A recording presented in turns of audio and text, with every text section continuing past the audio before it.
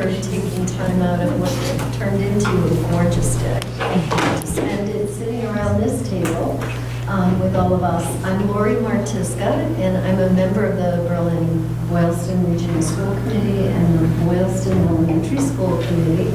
And I'm also sort of in a chairing role, I guess, of this subcommittee of the school committee that's exploring amending our regional agreement.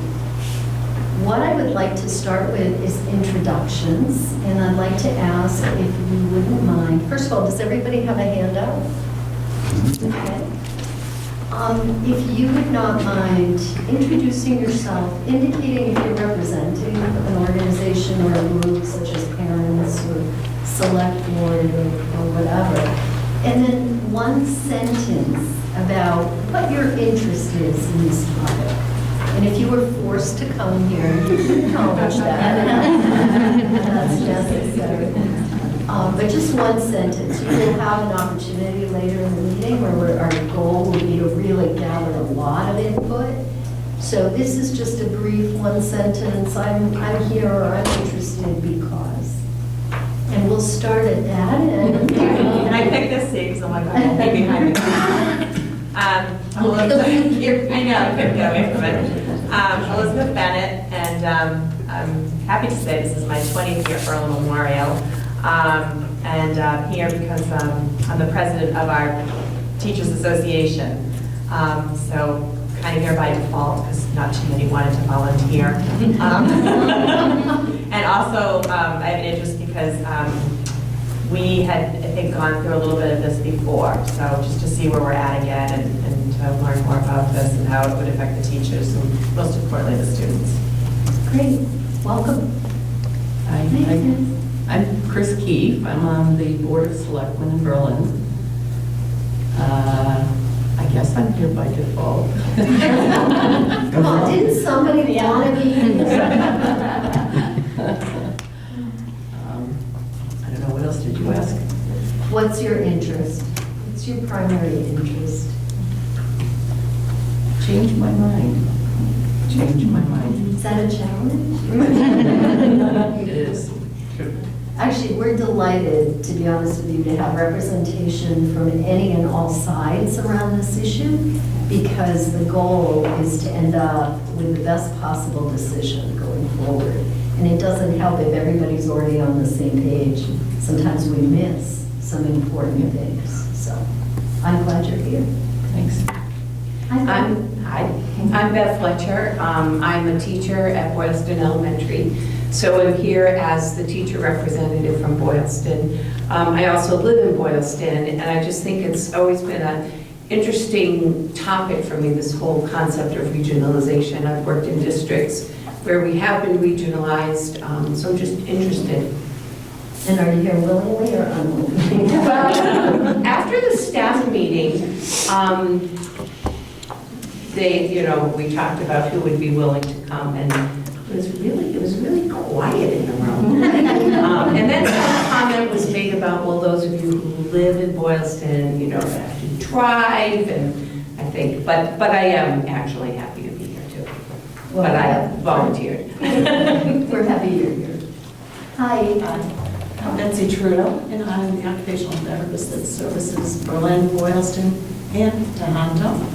And I guess the reason I'm here is that I kind of have a dual interest. The first interest is kind of personal, because I've bounced around between different contracts depending on need in the district at any given time. And so I felt that impact of being what I understood when I entered the system to be a unified system, and realized that, in fact, each one operates very separately. And so that has impacted me personally, I guess. And the other side of it is, having worked in all the schools, that I realize, and there's smaller districts, which is wonderful, but because of that, sometimes your needs shift from year to year. And what does that mean when you've got staffing set up the way it does, and how do you make those shifts happen with, I think, more efficient ease for the student population, so that you're servicing needs more efficiently. So that's why I'm here. Thank you for coming. Thank you.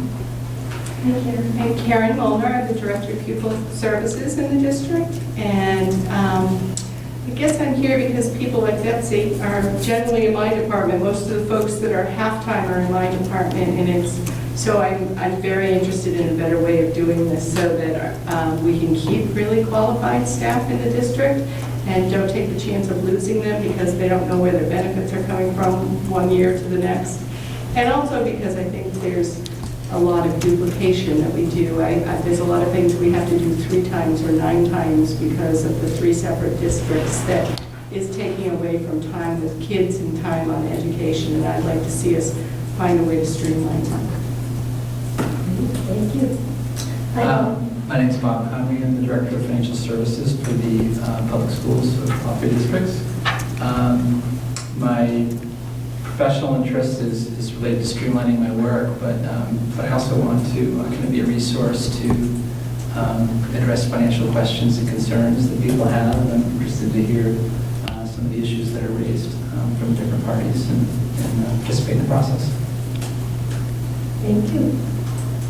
Nadine, are you here because you have to do? I'm your note taker. Nadine Thank you. Exum, Superintendent of Schools, and you know, it's funny, the very first week I was here, I think I was asked, 5 years ago, I think I was asked just about every day, so are we regionalizing? Are we regionalizing? That was the very first question. So that was one of the biggest topics when I first got here. And it's been interesting to watch the studies, the research, and listening to the perspectives of different people, whether it's for or against regionalization. But I'm actually very interested to see where this committee will lead to, and what people here from this committee feel will be in the best interest of our students moving forward. And whatever that decision is how I'm going to proceed with all of my 200 plus staff. So that's why I'm here. And I'm Humaira Nassim. I'm a resident of Boylston, been here for the last 26 years. I'm also the newest member of the planning board for the town of Boylston. And I was actually volunteered to be part of this committee. For the vote, the planning board said that you are the newest dynamic member of the planning board, and we would like for you to be on this committee. But seriously, I am very happy to be part of this, because I personally think that if we can improve the quality of education for the both Berlin and Boylston school system, I'm for it. Anything that can, enhance education and give better, resources to the schools, I would love to work on that. Thank you. I'm Angela Yildis. I'm on the Berlin School Committee and the Regional School Committee. I've been on the school committees for 5 years. And probably about 10 years ago, I first learned about how our school system actually was a one school, one district sort of thing. And I found it odd. And so that interested me at that time. And then since being on the school committee, I've struggled with the frustration of not being able to meet student need that's already been focused on. So I'm most curious to delve into local control and what that really means for our communities, and see what that presents for us. I am Matt Lozeritis, a resident in Boylston and a member of the Boylston School Committee, a regional school committee. So, and I think my interest, similar to Angela's, is really helping to investigate how it's been ongoing without being regionalized for so long. And I'm surprised, and I speak to a lot of townsfolk, they're deeply surprised at the fact that it's not. So it is, like as a business would run, it feels so inefficient.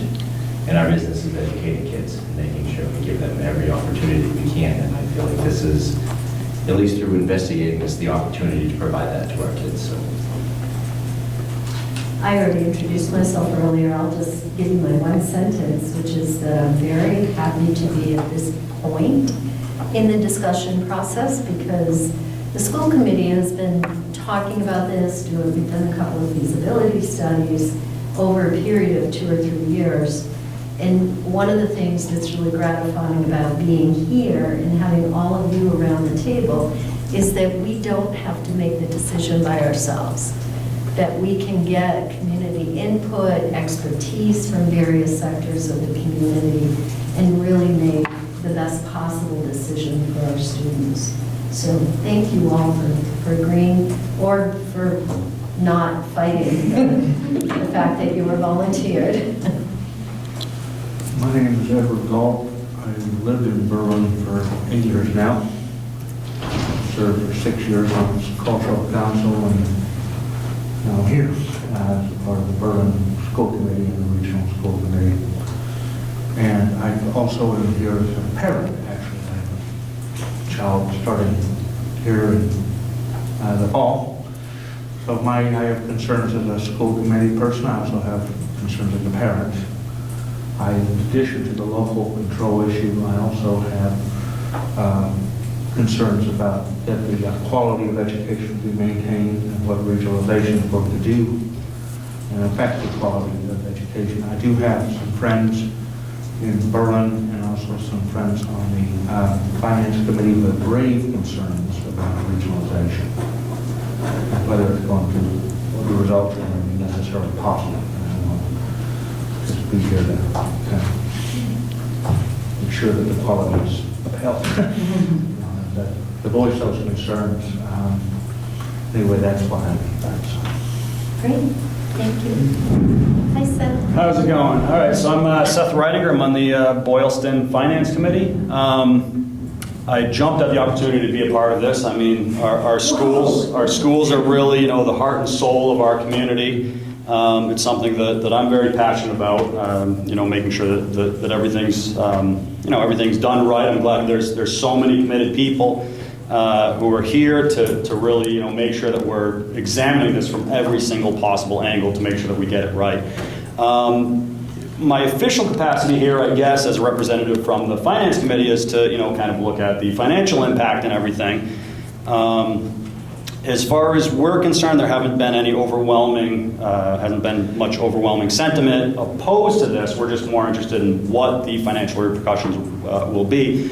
But for myself, I'm just happy to be involved. And like I said, our schools are really some of the greatest attributes of both Boylston and Berlin. And so I'm just very happy to be a part of this and do something great for our children. Great, thank you. Hi there. I'm Libby Jama. I'm a parent representative from Boylston. I have or will have 2 kids in the district, the oldest one only being in kindergarten, so I think I was excited to be here as I'm going to spend a lot of years here. And also I am a teacher in another district, so I have the parent perspective as well as the teacher perspective and hope that will be a nice balance. Great, thank you, Libby. My name is Rich Wheatley. I'm a parent. I come here willingly. I come here for selfish reasons, actually. I have a daughter at the 2nd grade at the Berlin Memorial. I'm very interested to see how that will affect things and how this will change, or if it will change anything for her. I also come with the teacher perspective.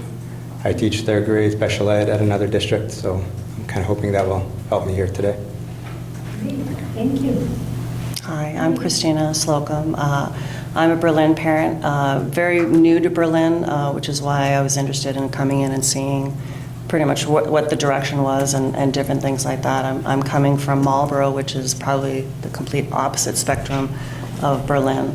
But I was active in that district and saw different things in that district. And I'm interested in seeing where Berlin and Boylston are planning to go. Great. Well, thank you all. I think the first thing that might be helpful is in your packets, and I do want to let you know that our goal in this process is to continue to be as transparent as possible. So we're sharing with you materials that include what kind of comments and questions have come up so far. We're also including what we used to call the project charter. And then we heard that confused some people, that they were associating the word charter with charter schools. And this has nothing to do with charter schools, so we're changing the name. It's called the project purpose instead of a project charter. And then the very last document is actually where I'm going to start, which is what we've called our talking points. And this is an evolving document. This has sort of guided us as we've met with various groups, with Boylston, Berlin, select boards, with teachers at all three of the schools. And it could form a guidepost for us moving forward as we talk to the public. But this is provided as a real working document. So your feedback, your observations, your corrections, your suggestions about how we could be more effective about talking about what we're trying to do or what we're exploring would be greatly appreciated.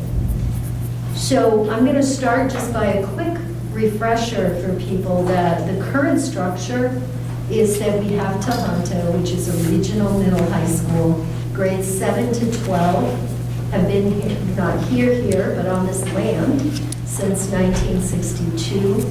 And grade 6 joined in 2013. So grade 6 came up from both of the elementary schools to join the middle high school in that year. There's Berlin K through 5 and Boylston K through 5. And then there's actually another structure called the Superintendency Union, which is a structure that enables us to have one superintendent who can oversee the entire district. Is there anything else you want to add about that? No, not really. One of the pieces that are interesting that I learned is in a regional district, a superintendent can get a 6-year contract, and in a superintendency union, we can only go no more than a 3-year contract. So it's just one of the things that's just kind of interesting why it's like that in Mass General Law. A superintendency union also encompasses this. Karen is the PPS director, and Bob Connery also as the business director are also part of the superintendency union.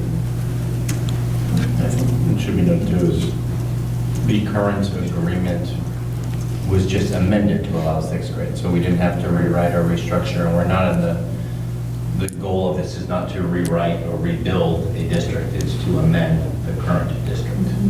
So I think it's good. You have a question? Oh, we do have preschool in Berlin. It's not just K to 5, it's pre-K. Yeah, just in the Department of Ed, we just noted as K to 5, but we don't have preschool, right? And here pre-K is at Tohoto, actually. Okay. So our purpose, and I will tell you that the first few times that we presented this information, this was an area that we didn't do that great of a job on. And we heard from a couple people who commented, we were jumping in to tell people, to remind people of all the inefficiencies that exist. And one of the first people that we presented to said, if I were you, I'd really start about student education. It was such a perfect point and kind of a miss on our part.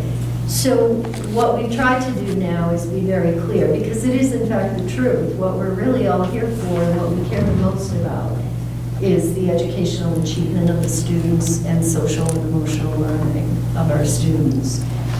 So our primary interest and concern is advancing the goal of student achievement and social and emotional learning for all of our students in both communities. Accordingly, we wish to explore amending the existing regional agreement to incorporate the 2 elementary schools into that agreement. The reasons why, one of the things that is in fact a reflection of inefficiency and waste, if you will, is the fact that Karen shared with us at school committee this past week that she had to submit 9 reports, so that's 3 for each district, so you multiply that by 3. So, and that's just one example of many others. The issue isn't, oh, poor Karen, she has to do this hard task and it's, really boring or something.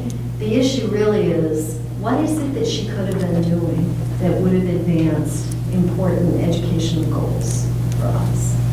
So that's really what the first bullet is highlighting, is there's wasted time and effort that really diverts from time that could be spent on educational improvements. There's also inflexibility around managing some of the educational assets as well. We do believe that regionalization is working well in the middle high school levels. We feel like the communities work well together around the middle and high school levels. We're also at a place, as a school committee, we evaluated AD a short time ago. There's a really prescribed process for evaluating the superintendent. And I think it's safe to say that it was a pretty stellar evaluation. What that's a reflection of is that we're really happy with the direction the schools are going in. We feel like we've got stable leadership, that she's done a really good job in attracting people like Karen and Bob and Carol Costello and others, the principals at our schools.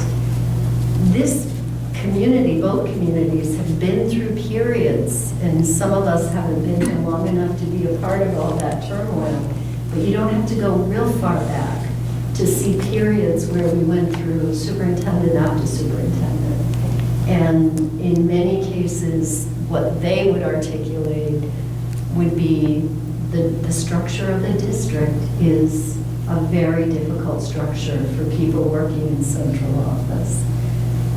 The school committee is also, some people might say, why are we bringing this up again? Why are we talking about regionalization now?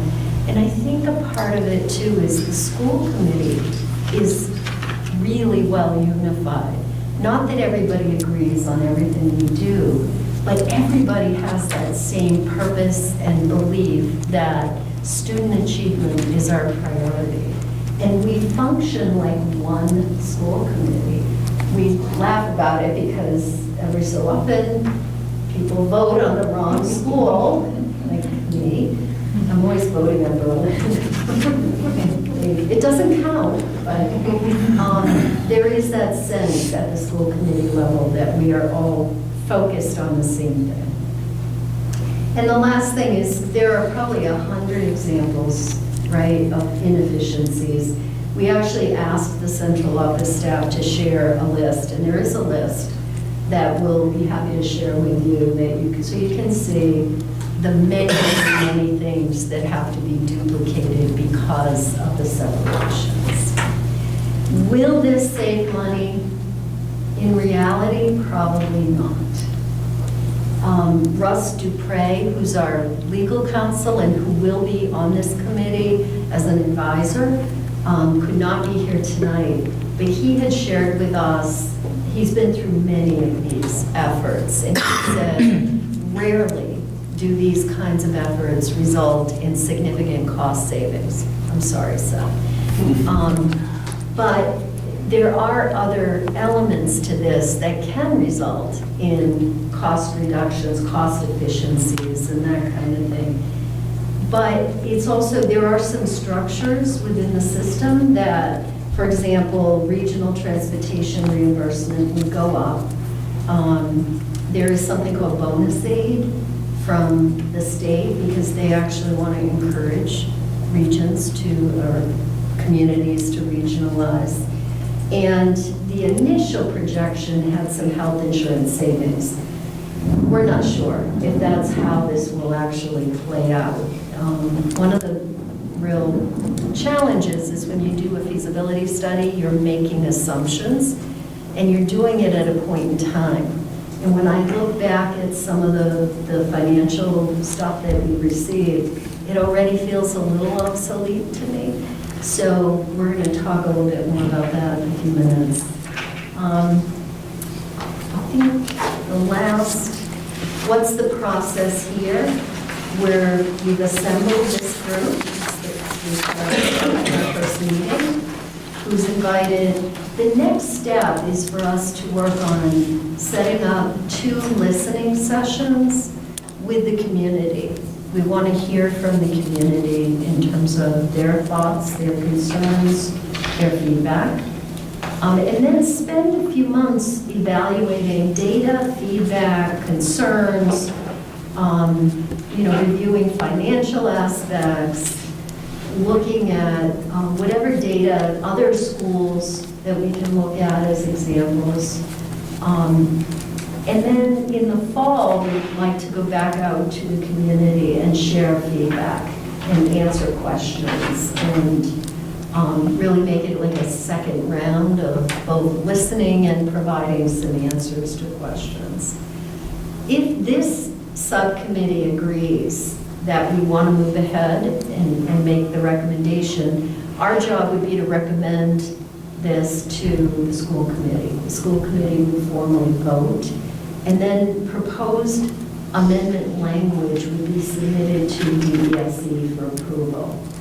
Once DESE approves, then the language and the material will be ready for town vote. Oh, sorry. No, let me just clarify that for one quick minute. So what would happen is that if the school committee decides that they want to bring this forward to the town actually would vote that yes, they want to do this or what have you. If the town votes yes, then you work with your committee to redesign, as well as with legal counsel, to design the terms to expand your regional agreement.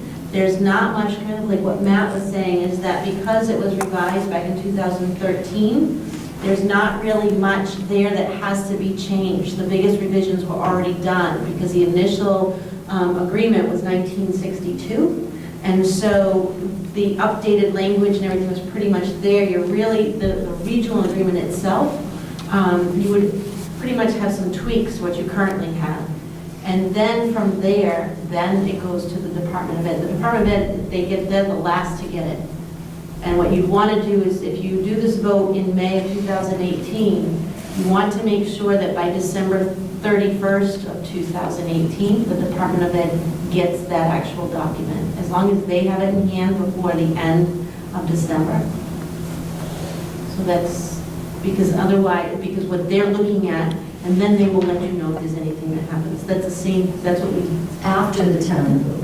After the town vote says yes, then you work on the actual language, and then you give it to the Department of Ed for approval. By December 18th. Maybe they changed it, because I was reading a document from 2010. Yeah, we were from reading Christine Lynch's document, where so I guess we can look at this, but I thought the town was actually voting on your amendment. For example, when we moved the 6th grade So up. you want to have the amendment done by town meeting? Yeah, I think what you're thinking of is that interim year where we're negotiating the new contract? No, this is different. This is, the contract and the regional agreement are two totally different things. Okay. Well, Here's what we're going to do. We're going to consult with Russ and ask him to kind of lay that out for us. Yeah, because there are functional things that have to occur. Yeah. Meaning, we have to get to a point where the town approves the concept of coming together. Right. We then have to also manage the creation of a amended regional agreement. Then we have to get to the point of Right, so typically, contract what discussions. happened when I got here for this is that the towns had already voted to agree to change the regional agreement to include 6th grade before I got here. I started in November, in July of 2012, and then in November, the agreement had already been changed. It then got brought forward to the town in November for approval of the actual regional language. And then in December, we submitted it to the Department of Education. Okay, so we'll take a look at the process. Because it wouldn't make sense to have the department, I'm sorry, but it wouldn't make sense to give all of that stuff to the Department of Education if the town hasn't already agreed to even become a region. I think the only premise with that is that it was just that you, as I understood, when the town voted, you wanted to make sure whatever you're voting on is going to be approved by DESE. But what you're saying is the town will vote and then work on it, and then the town will vote again. Vote on the new language. See, I think Steve Hammond gave us a different order. Okay. He did give us that you have to get approval from DESE first. How how it was structured in his We can, I slides, think, but- yeah. I think there's the difference in the confusion, and maybe I'm wrong, and that's fine if I am, but I think the difference in the confusion is a new agreement versus an amendment to a current agreement. Oh, maybe. I would support, I think what Angela was saying, I think the town of Berlin in terms of play an active role in drawing that amendment up. My impression is there are quite a few against it would help us a little more control with it, make sure that we have some say on it. We can get clarification on that stuff with Russ, for sure. And I think regardless of the timing, I hear what you're saying, and I would agree with that, that there may be concerns that a community or both communities have. An example is a concern that's come up is, would we consolidate two schools into one school? And there are things you can do in the amendment that make it very clear that that can't happen without town votes or something, so that you're reassuring people that's not part of that amendment. And the other thing is the amount of money invested in school and each child. The capital. So the uniform. Per pupil. For budgetary purposes, I've heard that concern that one community spends more than the other, and that the kids might wind up getting less because of that budget issues. So let's move to that, that process right now, which is really, I'd like to invite feedback, comments, questions. What have you heard? What kinds of concerns or things do we need to add? There is a list you can see.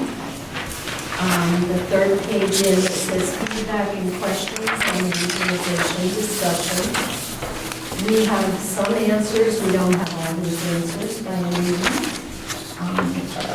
Laura, can I ask a question on that? So during our discussions, we said, all right, we're going to listen, we're going to take feedback, we're going to listen to the concerns, and we were going to then try to, are we going to convene as a school committee or as a region, or is this the committee that's going to decide on answers to these? Because we're going to publish them, right, on the website at some point?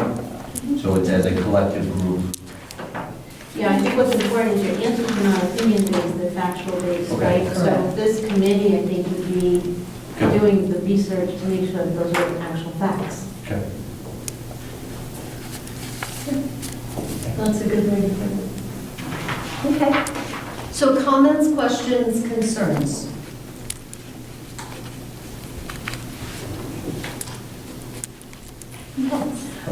One thing that had come up with the conversation with teachers is that comments were made that it's in the best interest of our students, and I certainly understand the triplicate and all of that.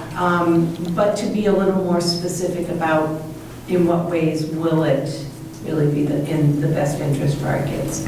What are our kids gonna, what are the students gonna, how are they gonna benefit from this? I think one of the things we thought about that would be helpful, it doesn't completely satisfy that, but it's a step. I think it came up at the select board, Chris, when we were talking too. Chris was suggesting, show how, has the sixth grade benefited by being in the regional school? And that's one example of how you can sort of demonstrate how students might benefit. Another is to look at student achievement and where it is currently. But I think articulating the variety of ways in which we think student achievement will be enhanced and this is the best interest of the students is a good idea. What else? I think another way of identifying how it's in the best interest of students too is I think if we look at what are the concerns that we have now and how can they be fixed, and can regionalization fix some of those concerns that we have now, or is it a concern that regardless it's going to be a moot point, right? So I think we have to identify where some of those concerns are. I know one that sticks out to me is really what Betsy was saying, is even with OT, and the same is true for PT and speech, and, you know, our BCBA, and all of those specialists with special needs, that it fluctuates from year to year, or let's say halfway through the year, ELL even. Last year, we had a huge issue with ELL. We had a huge population that came in, and that's English language learners, for those who don't know, out on the camera. But what we had was a huge influx of students with ELL in one school. Well, we didn't budget for that one school. And so those students, we had to find creative ways of making it work till the end of the year, but it probably wasn't the best practice of what we did. It was the best of what we could do with what we had.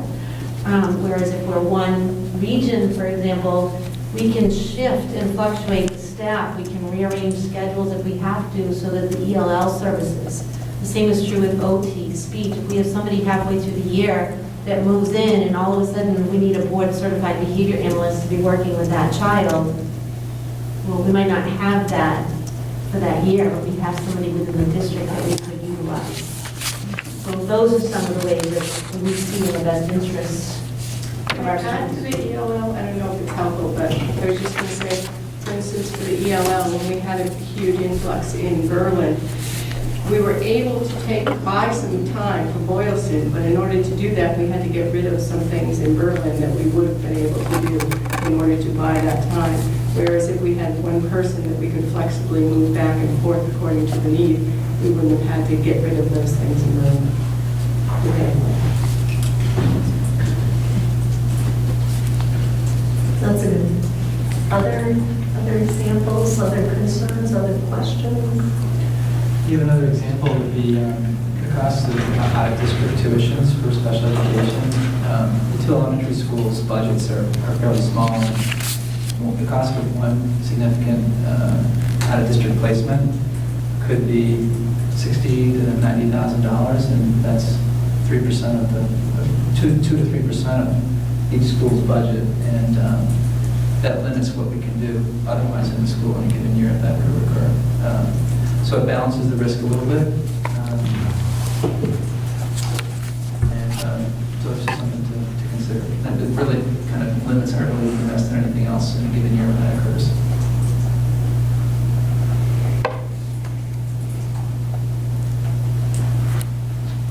Other questions, comments, feedback, things you've heard? A question that it's maybe my ignorance about who actually owns the buildings, but the school buildings are owned by the town, is that correct? And so I guess maybe one of the questions, someone asked it of me just unofficially, and I wasn't quite sure how that all worked, whether they would still own the buildings, and if it was regionalized, or how we would go about that. Do they lease the building to the district? That's something that we have to discuss with the towns and work out. For example, an example of how you would work that is that, yes, I think the regional school district would lease the buildings, and as far as like capital repairs, you'd have some sort of threshold, say $5,000. Any capital repair under $5,000 needs to be absorbed by the regional school district over that, and maybe you bring it to town meeting for capital repair, just like you would. So that's, but, you know, what we end up doing, I don't know, but I have to come across that. Question for other districts that have, whether it's Northborough, Southborough, Harwich, Jarden, near Shirley, to find out how they manage their facilities and ownership. It is noted on here because it did come up in one or both of the select board meetings around capital needs, equity, capital planning. The back is one. So we can look at the lease, we can certainly look at that. I don't think the towns are looking to gain revenue off that, I think, but I think it might be $1 if you have to do something. But the capital piece is something that there are different options. And if it's going to be something that exceeds the operating budget year, there's different approaches. It could be a threshold, it could be if you can't absorb it in your operating budget, bring it to you don't necessarily want to, if you can absorb $6,000 or so, want to go to town meeting, if you could offset it with savings somewhere else. But so there's ways to work that into the agreement, different options. I was just sitting here thinking too about, in so many ways, there's been so much progress even leading up to this, in that the elementary schools have the same curriculum now, and that we do get together to do professional development and to plan curriculum, and I think that definitely is a positive moving forward, that those things have happened. So we're not two completely different schools.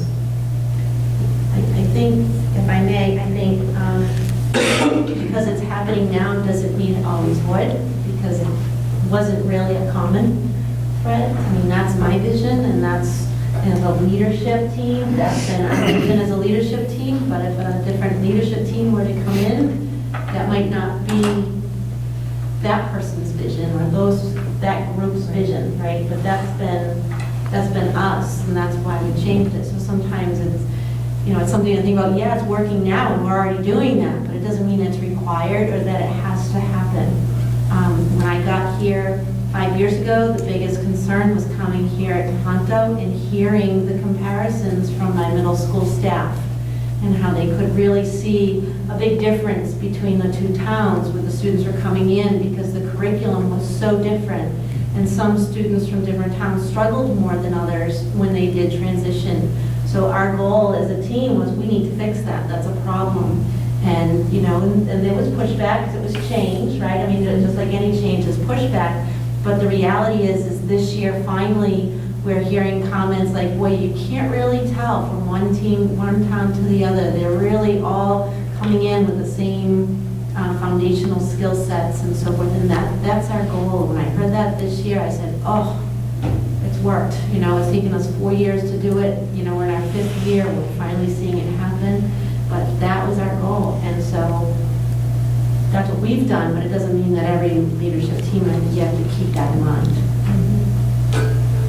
But if the districts if we were regionalized, I see it as more apt to happen, just a thought. But no, I think your point was a good point. It's a little bit of a conundrum in a way, because on the one hand, you guys have made this work so well outside of the structure. But I think your point, Nadine, and your reason for bringing it up makes complete sense, that you want to institutionalize the idea that it's one elementary school system and that the curriculum is unified. And that would take, so my impression is, according to the chair of our finance committee, that one town spends more than the other. And that could be a problem if we're trying to bring these curriculums together and make sure every child gets the kind of resources they need. For example, he cited the example of tablets. I guess children are being supplied with tablets, and we want, of course, every child to be able to have that, and we don't want the money to go down, we want it to go up. Every child has the same resources, educational resources, in all areas, including, special education, so we don't have. And there may be value in that too, of even a larger pie, in the sense that if you have a larger district, you may be able to actually get beneficial costs. So there's something to even think about financially if you are, say, tablets. I think both of the schools are pretty close, right, with a 1-to-1 ratio, or that's the goal. Yeah, right. Boylston right now does not have 1-to-1 in K1 and 2. They have a 3, 4, and 5. Okay. So we get one too. So the bigger picture point that Ed is really raising, that I think is an important one, and I'm not sure we've reflected it here yet, is the reality of the spending levels in each of the communities, which are in fact disparate. If you look at the foundation budget and the percent that Berlin spends, something like 100% more than foundation, is that right, Chris? And in Boylston, it's more like 20-30%. So there are some differences there. I think part of what, if I'm in Berlin, what I'm interested in is that a reflection of prioritization somehow? Or are there other, I mean, we know there are some differences in what's included in that, right? We know that there are differences in teacher salaries. Did you want to comment on this point, Chris? I feel like you know Can you be way more specific, what you're looking for? If you were representing somebody in Berlin who might have a concern about school spending, how would you articulate that concern? What would be the concern? The concern of a citizen in Berlin? They don't usually, they're very supportive of the schools. I don't tend to hear a lot about, one of the things that has been a concern though is that having been on finance committee too,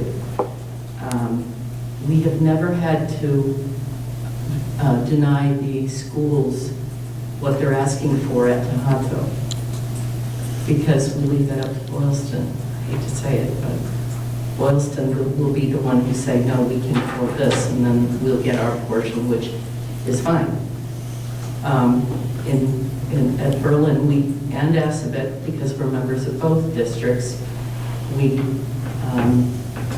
I think we've generally supported the budgets. And we don't look at it as we're only going to spend this much on education. We want to make sure that the districts are supported the way they need to be. So that's where I'm trying to understand the nature of the concern that some people have raised. Is it a concern that Berlin is placing a higher priority on education than Boylston by virtue of its spending? Somehow, I'm asking, I'm not. I can only speak for Berlin. I think they really do have high priority as education. Yeah, to answer your question, I have to say, working in both towns, Boylston and Berlin, it's not so much that they think that, that Berlin thinks, from my feedback, that Boylston doesn't put a high expectation on education. That's not been a judgment that I've heard. What I've heard is similar to what Chris is saying, is that the concern is Boylston always has tended, I shouldn't say always, but in the past, has tended to state, we don't have that money for it, right, for it. It's not that they don't value it, but they don't have the financial resource for it. Where Berlin has been on the other side, in my experience here, that what is it you need, and it's not, it's not an open book, like just what do you need, but just, and they've been, and why do you need it? And once you explain, this is what you need, this is what we need it for, this is why this budget has gone, and when there's a rationale and a clear picture with it, it's been very supportive of, well, you have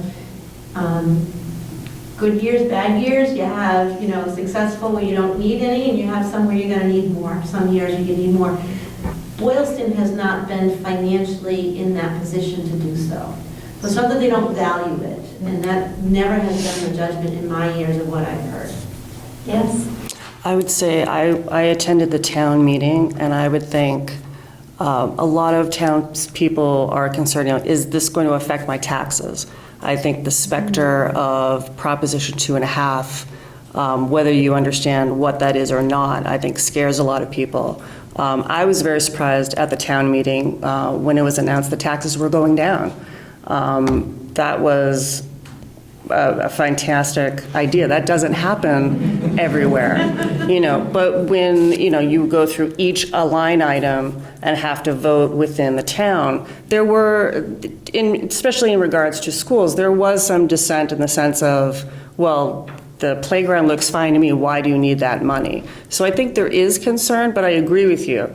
Everything was voted in, and I think maybe on the wave of my taxes are actually going down and I can fund my school, but I think townspeople are concerned of, is this going to affect my taxes, and is this some sort of Proposition 2.5 concept? And I think if you can calm people's fears of that. I think it's more of, well, you know what, then why don't I leave the education to the people who understand what they're doing? If it's not affecting my tax bill, then maybe I should let the teachers and the administration handle what they do best.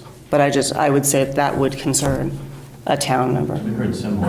I was just going to say, I think that's one thing both communities have in common, and that's a great point. That's one of the reasons. All communities have that. Yeah, probably every.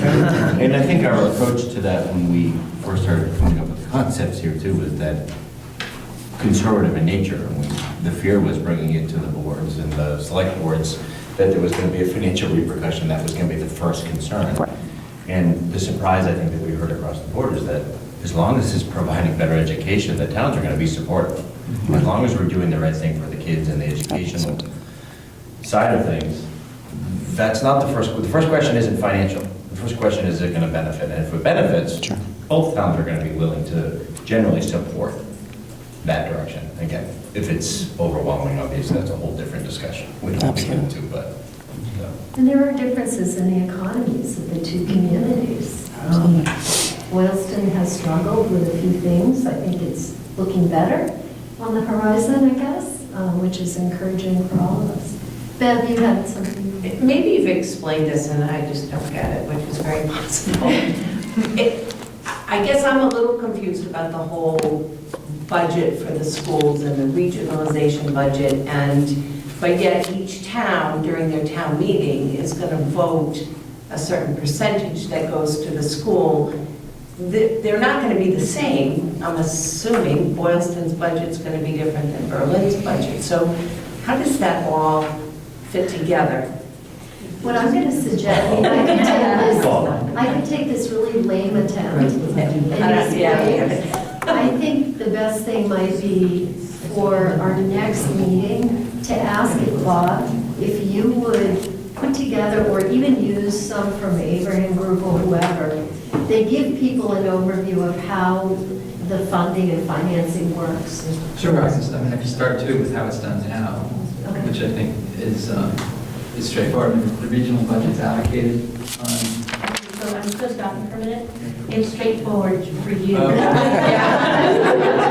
know, he started, I'm like, oh. Pretty straightforward. Start with the easy one. Berlin pays for Berlin Memorial School right now. Right. Boylston pays for Boylston Elementary, so that's the easy part. That I get. And then the regional expenses are allocated based on student counts. Basically, relative number of students in each district. That's not just students who attend the school, it's students who are of school age of 6 to 12, and they'd like to go somewhere else that are in the count as well. And that's specified by the regional agreement, and that's typical of how some of the regional agreements work. So that's simple, got it? Well, yeah. And that's called the statutory method. That this is getting at an issue that we are going to have to dive into eventually, because there is the whole issue of how assessment happens, and that's what Angela's alluding to. Because one of the things that the feasibility studies have tried to predict is how many students are going to be coming in or going out of each of the two communities. And that's real crystal ball stuff, and it already looks obsolete and wrong when I look at it, based on what we're seeing right now. Yeah, So- right now, just to give you an example, Berlin Memorial has been staying pretty status quo with their enrollment and their projections for next year. This has been pretty status quo. Boylston has been going down the last few years. However, the last 2 weeks, we are seeing, literally 2 weeks, we are seeing this huge expansion All those houses. coming in. And, you know, like last week, Ace called me last week because we have one grade in particular that we have 5 new students in one grade for next year. And so we don't, and this is only the first week of June. So we don't know what's happening in July and August, because it's usually that first and second week of August, we get bombarded with students. There's some talk of a couple that are leaving and might be going to another town, but we're seeing a huge influx at Boylston over the last couple of weeks. So who knows? And the majority of the move-ins are not the new developments. The majority of the move-ins are homes where we've had some maybe older families that are moving out, or they're selling their parents' homes, and young families coming in, buying them as nice starter homes or what have you. So that's where we're seeing the majority of our student population growth right now. Yeah. Okay, so our next meeting, we're going to see slides that will make this simple and memorable and fun. It is really important that we understand how this works, because it's a crucial piece, obviously, of what everybody's going to be interested in moving forward. Are there any other big, yes? Could I add on to that? Because we'd be regionalizing and becoming larger in student bodies, how does that hurt us or help us in the sense of grants or state funding, federal funding, who knows? But how will that affect us? Will it be beneficial for us, or will there be grants that we won't be able to access anymore? Will we still be considered a rural community if our numbers suddenly double or triple? I don't know. I think the elementary schools are about the same, about 200 or less than 200 each. So how does that affect our bottom line, that we were able to access certain grants, but because of that, are we now missing out on that time money? Or are we opening up a whole new Pandora's box of money that we never anticipated? That's something that I would be curious to. That's a great question. First, I just want to ask Chris, is there an update? What's happening with those homes in Berlin that were going up by the school? The hearing is continuing. Okay. I think the next date is like the 21st or the 24th. And that is a big concern about, as far as the rural schools grant. Right. But that's just because houses would be built within a certain perimeter of the actual school? Yeah. Okay. And I can't get a straight answer from anyone as far as if it will affect it, but it will affect it at some point. Because that's only 15 houses, isn't it? 12, okay. Because, I mean, I live in an area where 32 houses, single-family houses are going in. And then beyond that, there's maybe 3 new single-family houses that are being built. So those are ones that are already ready to go. Berlin's been being very careful about and very... Absolutely. Is it 16 houses a year that are permitted, or? I'm not sure what the number is in the bylaws, but we've been trying to be very careful, and we've also got something like 9.5% of affordable housing. Correct. We only need another 5%, and we don't have to accept any more 40B projects. Right. So it's unfortunate that we're not already at 10%, and we could deny the one that's near the school. But Right. So the rural schools, the reason why I ask is rural schools grant is something that the town of Berlin currently gets. Right. And the region currently gets because Berlin gets it. However, what will happen is that building could, Tip the scale it of, will tip it where most likely you won't get the rural schools grant anyway. So that building housing could be the impact. not the combining of the Not schools. necessarily the Okay. combine. If you do combine, though, Bob has been doing some research because it looks like there's a potential that we wouldn't get it if we combine. Each year, that rural schools money is declining, and as a matter of fact, 2 years ago and last year, we were both threatened that we weren't getting it at all. Okay. So it looks as if that's kind of going away to begin with. So I don't know, as you wouldn't have it most likely, but we're still researching that to see. But it looks like it's going away within the next couple of years regardless. Whether we do anything. Right. Yeah. Is it federal? Rural schools grant is a federal grant. It is a federal grant. It is federal, okay. I thought it was a It state. might be funded, federal, routed through the state, but it's a federal source grant. Yeah. And, right, and basically what we've learned is that Boylston Elementary, if it was actually built literally on the other side of the street, most likely they could have received it. It was about the location and how close and far they are from the highway. It's, right? So Right, for yeah, is it on the density this of was the on highway population around. 50 years ago, and it impacted. And even now, but even now with all the new building behind Compass Point and all those homes so closely dense by the school, most likely we wouldn't have done it anyway anymore. But, so those are all different types of impacts for the rural schools, but it hasn't, they've been decreasing it significantly each year. Karen? I was just going to add, most of our other grants are all based on students, so the number of students like Title A, special ed grants, so the number of students, the total number, it would just be one pot instead of two. Okay. And you'd have to do fewer grants, theoretically. There you go. In Berlin, is there going to be any effect on the schools when they put up a hotel where that water tank is, and then across the street from Riverbridge, is it? That's been coming for years. So does any of that then go back into the town? So people would say, gee, if you have concerns with the taxes and things, but maybe the town would help out with that situation, because, well, that's been coming for years, but it's coming. It's coming. It's coming. It's coming, and for those of you who are interested in Berlin, the Economic Development Committee, we have Matt Senni coming, who's the one who is the owner of Riverbridge, and he's coming to I'm on the Berlin Economic Development Committee as well, and he's coming to speak to us, and it's at 5:30 at night, we need a little bit earlier, so it's easier to do, but we welcome anybody, doesn't have to be a Berlin resident even, but to come and listen to what his future plans are. We have some questions of what he's looking at, but that's on June 29th at 5:30.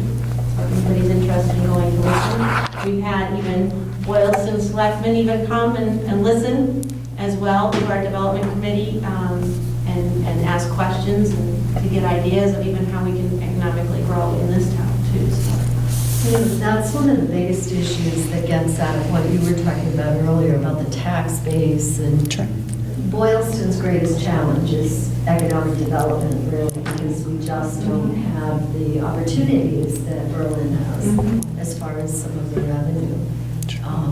So that's a real challenge, and that's a challenge that affects the schools greatly in terms of future funding potential.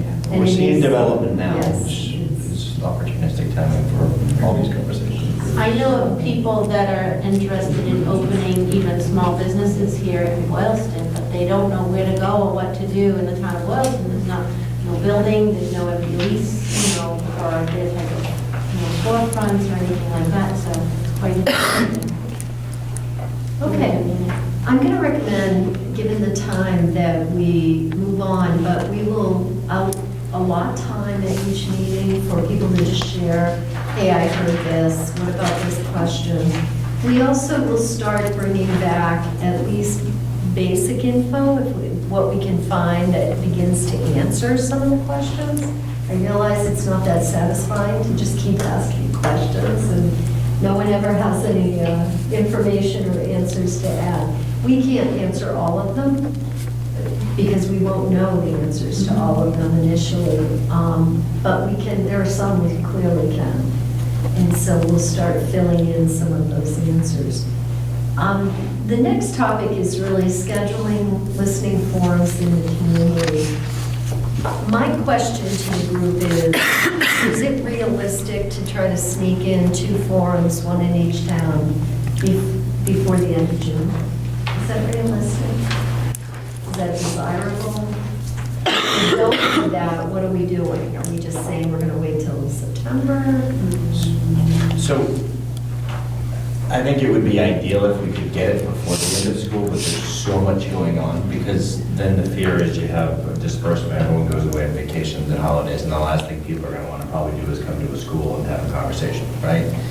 But I think it's vital that we get the input and we listen to what people have to say. So I know it's a rush in 2 weeks to try to get a time.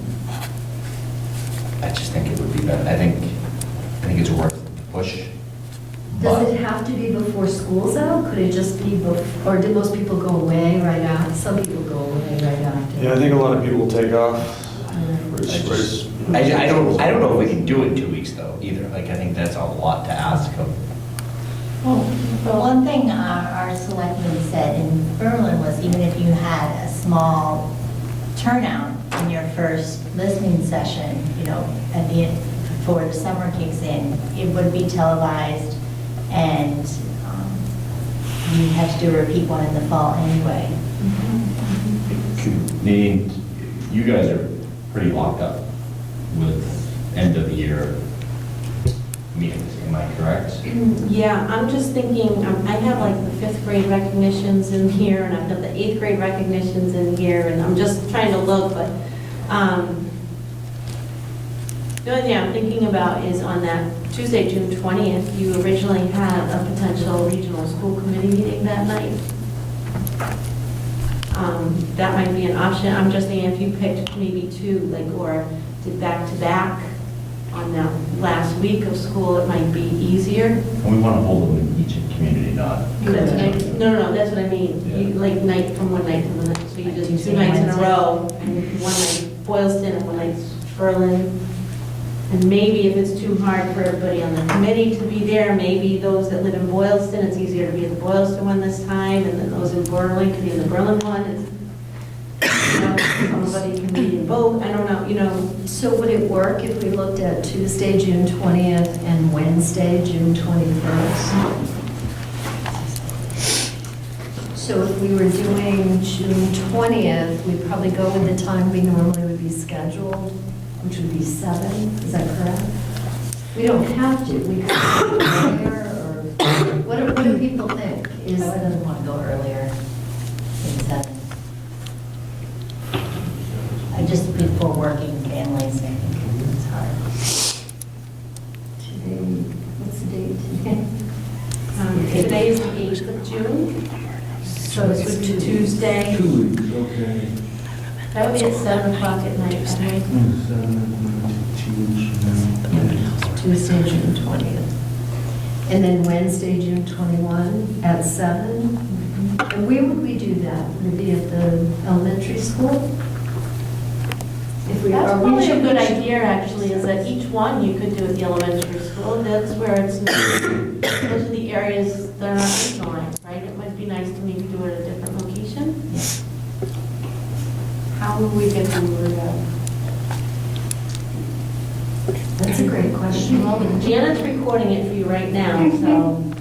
There's always Facebook as well as the local PTOs. I mean, PTOs tend to have active members anyway. At Berlin Memorial, it's called Link, but it is essentially a PTO.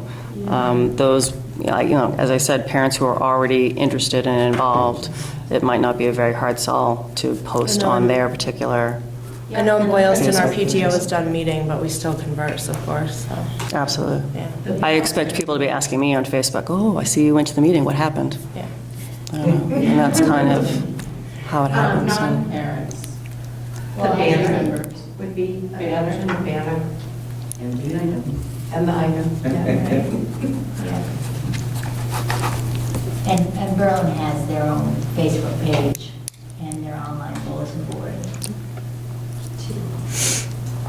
And those neighbors. Yeah, Berlin Neighbors Connect. Mhm. There. Oh, Boylston has that too. Yeah. It's actually kind of a cool thing, isn't it? Yes. There's a lot, man. It is. So I guess we have to decide which town is for which night. What's most convenient for, There is a ZBA hearing on Wednesday, the 21st in Berlin, so so the 20th would be better for it Brian? would be better if you're wanting us to come. Yep, you got it. So Tuesday, June 20th at 7 PM at Berlin. At BMS. BMS. And Wednesday, June 21, 7 PM in Boylston at the elementary school. Where would you do it? The library? Yeah. What do you use for, is it the cafeteria area? What is the area you use in BMS? Use the cafeteria. Or the gym. Budget. Yeah, it depends on how big the crowd is. If the crowd isn't, I'm thinking it's not going to be huge, but what The do you? library is better for acoustics. Yeah. The cafeteria tends to echo a little bit yeah, sometimes. because you get maybe we people. can have them move the big tables out of the library. Yeah. You could And stand then on just the put outside, share chairs. chairs. Yeah. Yeah, let's say the library in both. Okay, at both schools. That makes it easier too. Okay. That's a big check mark. That feels good. In terms of agenda for those listening sessions, the thought would maybe be a little bit similar to today, but much briefer.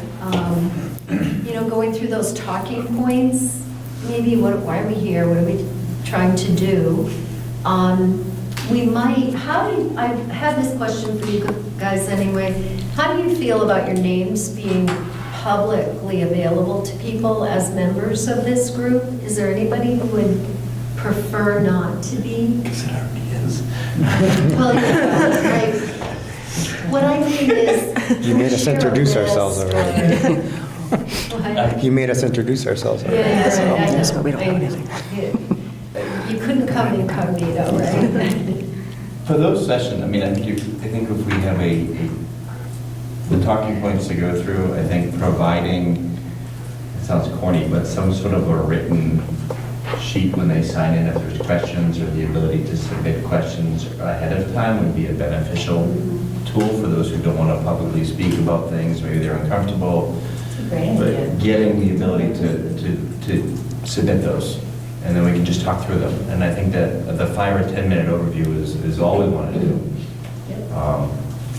And it is just that, it's a listening session. It could be, I hate to say it, people could be coming to complain and just get rowdy about it and frustrated. Great, that's what we want to hear. Or they could be coming to say why they're signing in a positive manner. It's really that opportunity to get folks out to speak their minds. And some of them don't want to speak, so there's got to be a way to collect. But we also, I think, need to have some sort of a moderator process, whether it's an assigned independent moderator from, I hate to say independent, but somebody that can kind of hold the room for us.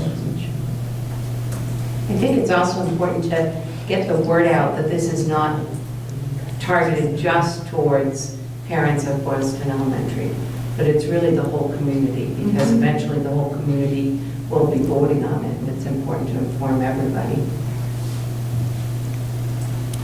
It's a good point. We still do need to somehow recruit community members too. So in addition to this opportunity, it would be helpful if any of you have a neighbor or somebody you know that you think would be interested as a community resident in joining us. We'd love to have that perspective at the table as well. I've come up with questions at the end of the meetings, and I apologize. It's okay. As a group, is there a voting right and authority as this collective party towards decisions that might be made? And then the follow-up to that is, if not, are we opposed to having more community members join that aren't sort of part of the core group?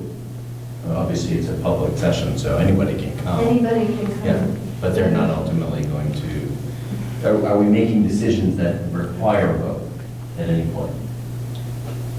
So this was one of the questions I kind of brought forward to Lori, is I want to get a little bit clarification from Russ, and hopefully when we have our next meeting, that's us as a committee, Russ can answer some of those questions, because I also had that question. I had a question about organization of the committee. Do we have to have a vice chair? Do we have to have a secretary? Do you have to, like, I don't know the answers to that.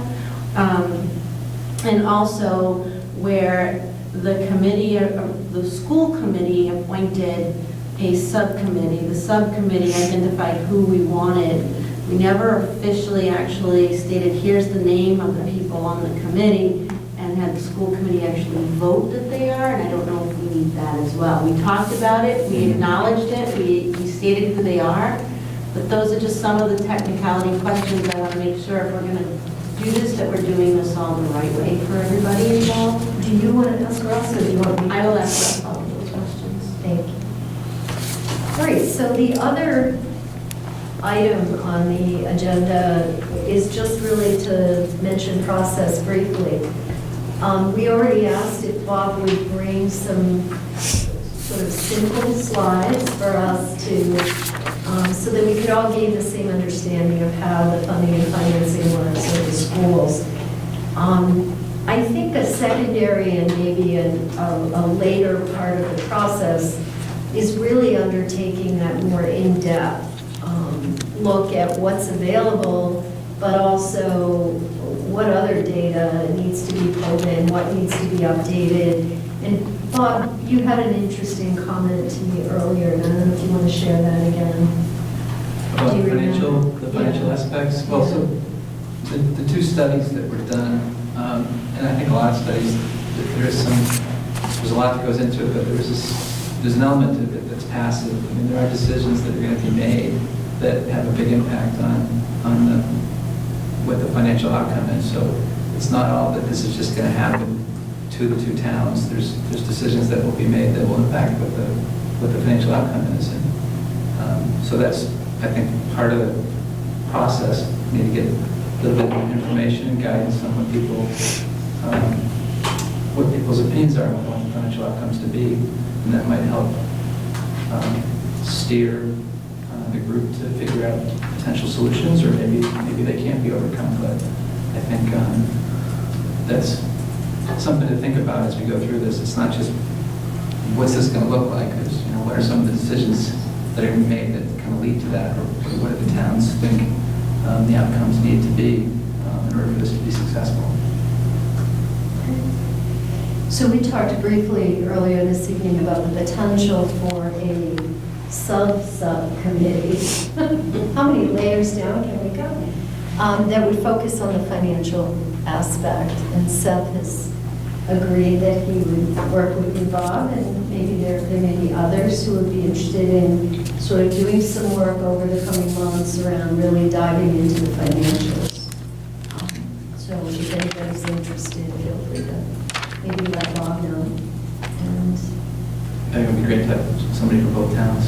yeah, I think that would be very interesting. So the Berlin Finance Committee is meeting on June 14th, and they at that time will determine who the Berlin Financial Board member will be. Great. So the last thing is future meeting dates. If we were looking at July, what are the odds that people would be available this is the second Thursday in June. If you were looking at, I think it's July 13th, maybe? How many people could be here on July 13th at 7:30 or? I would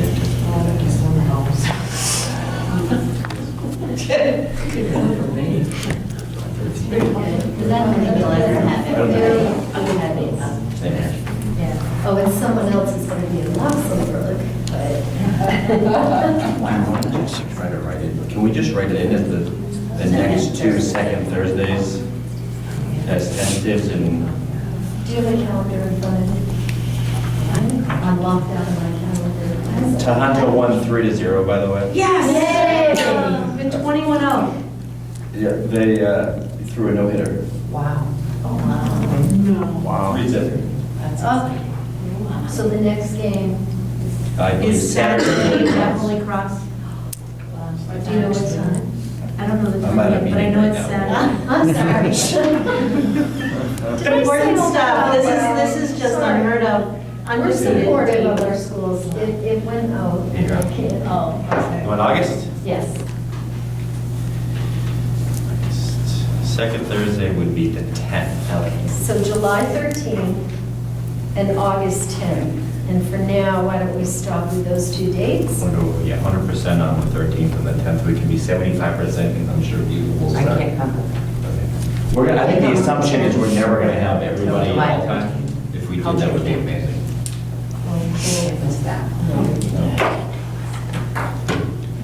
Okay, in 3 minutes, what I'd like to do to close the meeting is just go around the entire room and put each of you on the spot and just, what's your thinking? Do you have any comments? Was there something you want to say you need to say? Do you have an observation about the meeting? Do you have a hope for the future? Just a comment. How about if we start over on this side? No, I was ready to. Oh, Are you ready? you're ready. You have the right to. I'd like to start on a positive because I've been in Berlin for 20 years and I don't think there has ever been a time where I haven't felt supported or that the children haven't been a top priority. You know, I look around at my friends who teach in some tough districts and, you know, to have the class sizes we have the beautiful facilities we have, abundant technology, supports at our fingertips most of the time. When Betsy's there, I can run and grab her. Sometimes she's not there. But I just want to say thank you. Thank you to the Berlin community. And thank you to the school committee, you know, superintendent, and everyone who pulls it all together because it's a gem. It's a hidden gem. And I think I can say the same for Boylston too. Our little bubble. Yeah. I don't think sometimes people realize how good it is. Oh, they're realizing it. Yeah. Coming in, yeah. But it is, we're very fortunate. That's a really nice comment. That's in there. We're not supposed to editorialize it. Hey, Chris, that gave you a hard act to follow. It is. But like you said, I think kids are top priority, hopefully in both towns. And I think that's going to be the biggest thing, is to prove and to show how it will help kids academically. That's just really important. And if you can say it all you want, but you have to show how, so people can grasp it and understand.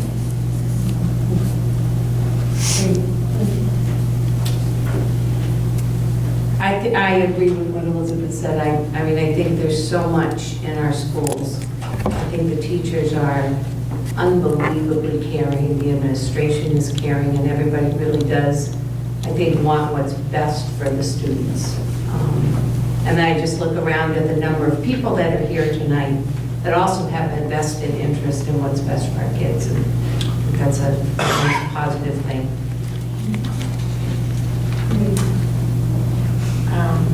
From my perspective, having worked in all three districts, I mean, it's all, the families have been wonderful, the staff are wonderful, and it's a caring place in all three places. Everyone's there for the students, and I always get a sense that the students are the top priority. I have to say, in looking at this, I can feel for the people in the community as far as dealing with this issue and trying to come to a resolution, because there's a lot of elements that have to be addressed. And I guess, you know, I've experienced it and been experiencing it, and I still look at the list and realize there's a lot of things that you really have to resolve to get to that end point and to make a decision of either yay or nay. So it's an important start, I guess. I just think it's wonderful to see towns and parents and everybody coming together to look at this issue so we can look at it from all sides. I think we know from our side, but everybody brings up some really good points that maybe we haven't thought of. So I'm really grateful to all of these people for giving up their time to help us look at this. So I've only been in education for 10 years, and finance for 25, and education for 10 months, and learned a lot about education with the administrative team and about the two communities. I've interacted a good amount with parents on the phone about transportation. But I feel like these are very good communities to work in, and I hope to just be a resource through the process. I don't think that there's necessarily easy answers to things, but just hope to be able to help work through, answer questions. I hope that we can kind of collectively as a group kind of produce information that we can share with the community. Because I think there's a lot to absorb. And I know as a citizen in my town, sometimes when these things come up, whether it's a school or something else, it's kind of overwhelming in your day-to-day life to be able to get access to information. And I think that's one of the most important things we can do, is to be able to share it, even if it's not, people can't attend meetings, but using our website and other ways to get information out. Karen and I have only worked together for 5 years, but you can tell we work very closely together because she took all of my words right out from my brain. But I just, first of all, I honestly want to say thank you to each and every one of you for being here tonight, because this is a very difficult conversation. It's a very difficult topic, and it's a hot topic in both towns, in both communities. And to stand here tonight, sitting here and coming together, already you're making history. No matter what happens, you're making history for the future of the towns and the community, and that means a lot to me. I mean, I've only been here 5 years, but I wish I had actually already been here 25 years, because it's such a great community to be a part of. I love Boylston and Berlin a lot, and I'm very excited to just hear the conversations that everybody just had just tonight and hearing those questions that have come forward. But it's a very special place, and I value what all of you do during the day. To know you still have come here this evening, it shows that this is just as important to all of you as it is to us, because whatever gets decided is really our future too, and how we can drive your vision and your mission of however you see fit. So thank you. Really don't know what else to say that hasn't already been said. I agree with everything. I think sometimes this process, when I think about it, it overwhelms me and it scares me. But then I think of the kids and I'm like, I have to try. We have to try. We have to explore it for them. And I agree with Chris in that I'm looking forward to getting it to some of the statistics and some of the actual showing, physically, concretely showing how this will help. And I think a byproduct of that is actually going to be good marketing for our elementary schools and our high school, because I agree with Elizabeth. I think all 3 schools are hidden gems and are underrated. And I'm excited for our communities to start learning more about the great things that are happening in the schools. Well, it's hard to come up with new things. I think I have a couple things, but I think one of the most important things as we all embark on this is if we were to strip away the street addresses and where we're from, I think there's a lot more common things about all of us in the room as it pertains to our kids. I think there's more like than dislikes, right? There are more things we're all on the same page about the kids' educations. We're very fortunate towns. We live in these wonderful bubbles that are our communities. And so I think we have more in common. And I think we need to remember that as we go through this, because there'll be bumps and there'll be some nicks and some bruises, but at the end of the day, we have so much more in common, and we're very fortunate for that. So I think we have to leverage it and take advantage. But I think about it when I first came onto the school committee is the single biggest frustration I had when I looked at the gems that we have here is that I want our communities to be a destination for the best educators, the best administrators. I want people in districts in Boston and Springfield and New Hampshire to say, I want to work in that district. They're making changes and they're impacting kids in like ways that nobody else. I want them to beat down the doors to come here and not say, gosh, am I a 0.5 or a 0.4? Which building do I work in? Where am I getting the paycheck and where are my benefits coming from? We have those conversations with our teachers. They don't want to be here, right? It's challenging. So I just want this to be a destination of employment for educators. That's why with 3 kids in the district, that's why I'm here. You know, you said that at a school committee meeting once, and it really helped the group move to another place in a thought process. That, you know, the schools have made a lot of progress, and if we want to just stay where we are, we can continue as we are. But if we really want to be that kind of district that attracts the best and brightest and keeps the students in the community, we really do have to be open to looking at new structures, new ideas, new thoughts. I just want to thank you all because I've learned a lot tonight. And you added a great deal to this process, so thank you. Thank you. I was very satisfied with the way this meeting came out. It was very constructive. I was happy to be here and be a part of it. I was able to present the views of the people that depended on me to do that.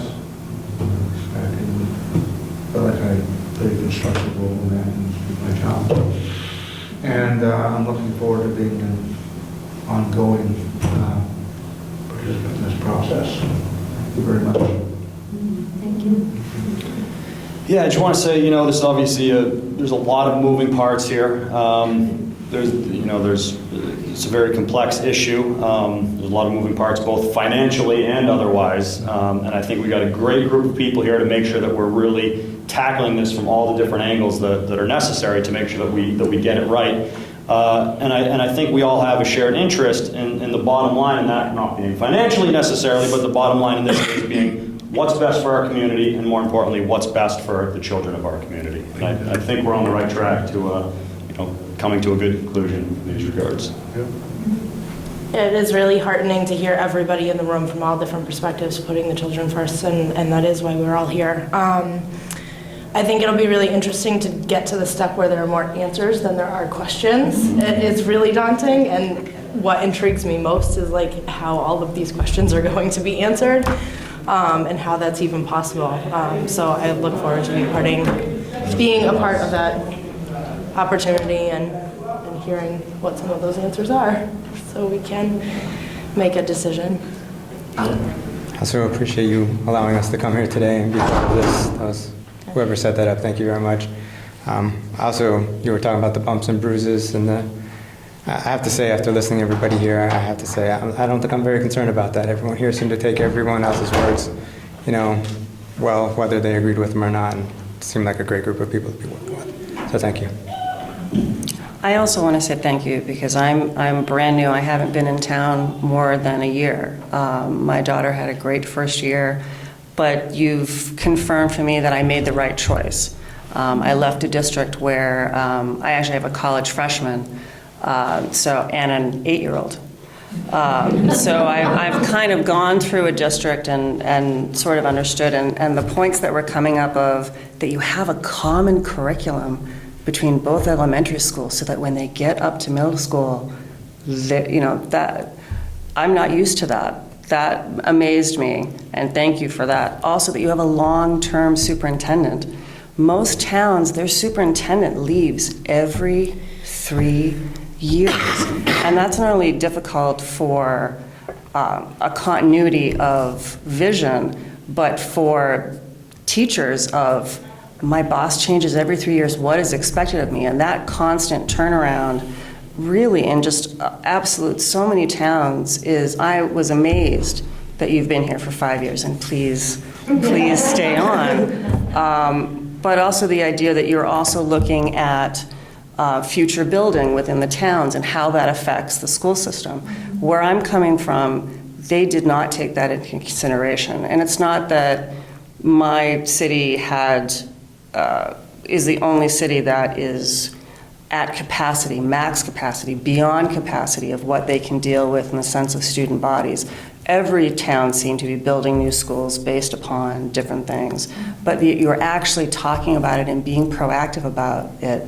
Thank you for, confirming that I made the right choice to move to Berlin. Thank you. Wow. It's kind of powerful stuff you guys are sharing. Thank you so much. So we'll see you either June 20th or 21st, if you're able to come to the listening session, and then we'll see you on July 19th. And vehicle for communication if they feedback. Cheryl Nelson. Cheryl Nelson.